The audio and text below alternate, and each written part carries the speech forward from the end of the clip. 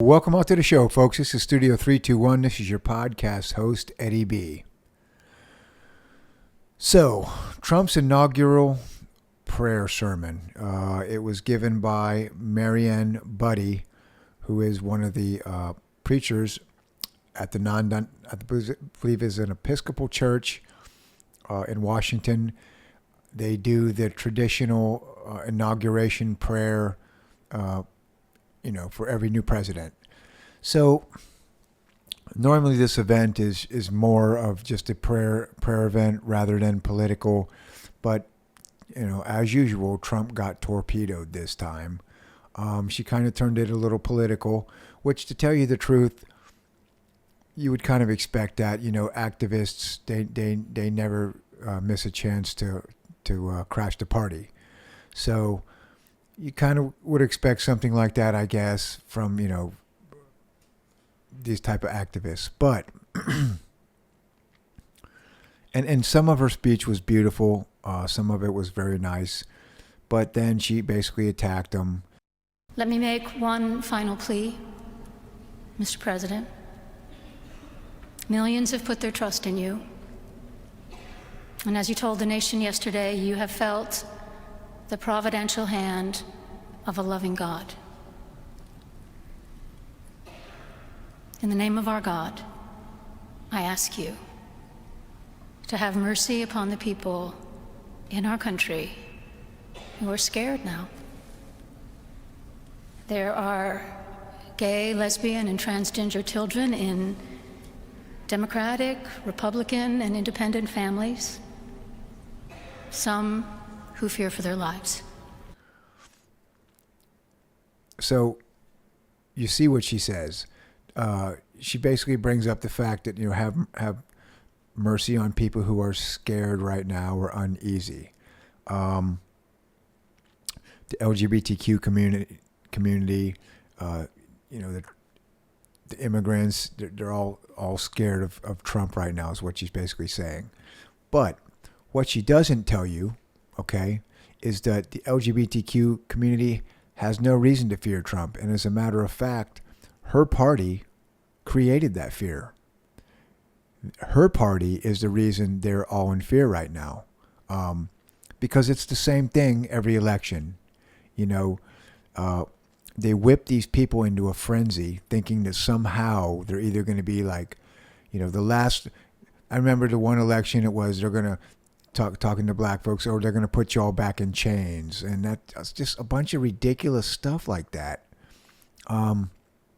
But every election they come up with some new slogans that are just hideous, and it doesn't help when the whole time the election is going on, you're calling Trump Hitler, and even though Hitler killed 6 million Jews and Trump's never hurt anybody, well, all of a sudden he's Hitler.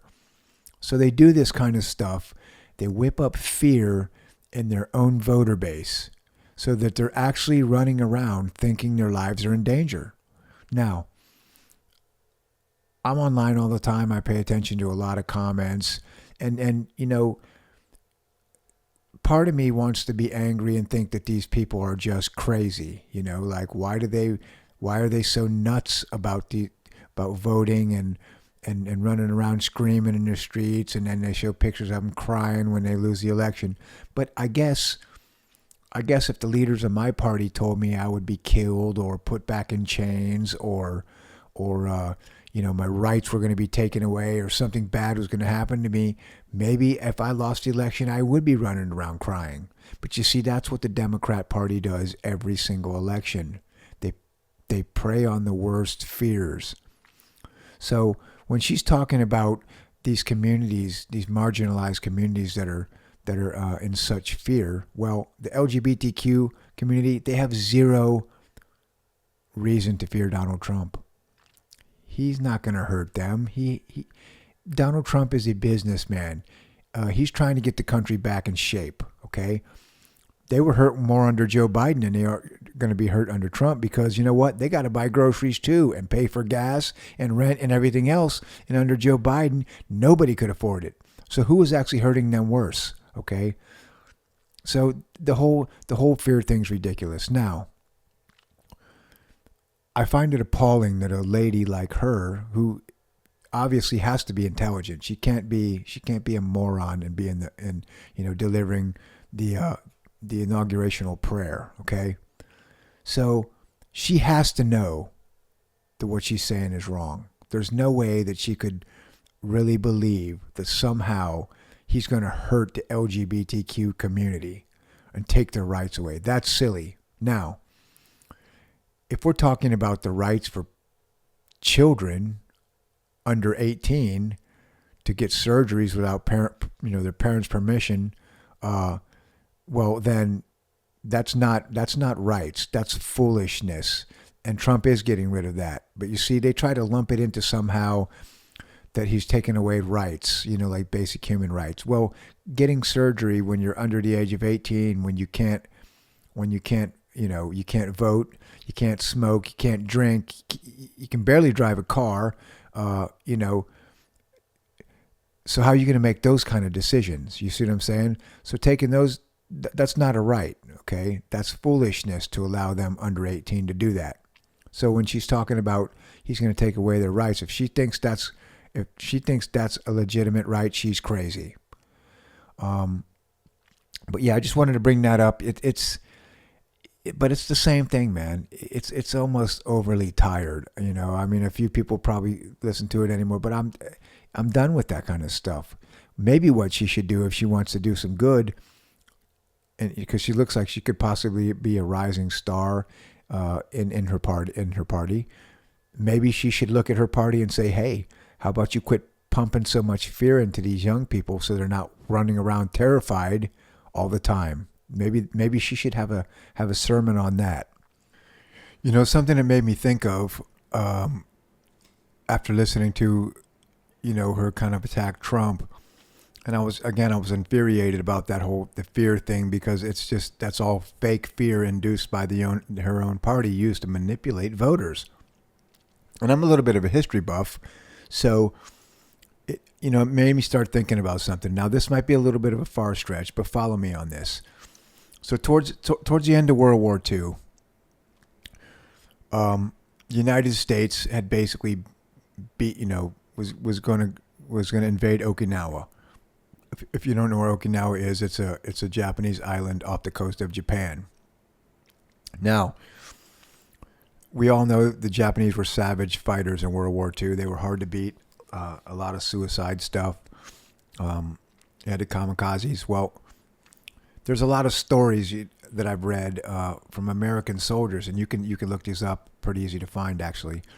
When the American ships were approaching the coast of Okinawa, the American sailors noticed there was hundreds and in some places thousands of people up on the cliffs, because a lot of the water's edge of Okinawa is rocky cliffs. You got like a couple 100-foot drop into the rocks or into the ocean. And as the ships were approaching the shore, there was people jumping off the cliffs, committing suicide, jumping off with their families, throwing their kids, mothers throwing their babies over the edge, themselves then jumping to their death. And it was horrifying to the American soldiers. So fast forward from there, they invaded Okinawa, took it over, and then the stories came out of what was happening. See, the Japanese government had told everybody on Okinawa and mainland Japan that if America was successful in the invasion, that they would rape all the women, kill the babies. I mean, the stories they were saying were horrific. They were cannibals. They'd eat babies, all this crazy stuff. So they basically used that to tell the civilians that they needed to fight to the death from every man, woman, and child. And obviously that wasn't true, and it was horrific, and thousands of people killed themselves because of that. They felt like, suicide was the only way, instead of facing this, horrific stuff that they said the Americans would do. So that's a little extreme, but you see, it shows you it's the same propaganda. You whip up fear to motivate your population to do something. And the Democrats, man, they're masters at it. They create this fear in their own ranks. So, it really angers me when I got to listen to this preacher talk about the fear of Donald Trump, because that's all fake. Now, are some of the immigrants should they be fearful? Yes, some of them are gonna be deported. But again, the Democrat Party made this mess. They can't say they didn't. They made this mess, and the mess has to be cleaned up. So now Donald Trump comes in, and he has to be the bad guy, because to clean the mess up, they're going to whine and cry about it the whole time when he cleans up the mess that they made. But anyways, guys, if you like my video, please like and subscribe. Shoot me a comment in the comment section. Don't scream at me. I won't scream at you. This is Eddie from Studio 321. I'll talk to you soon. Thanks.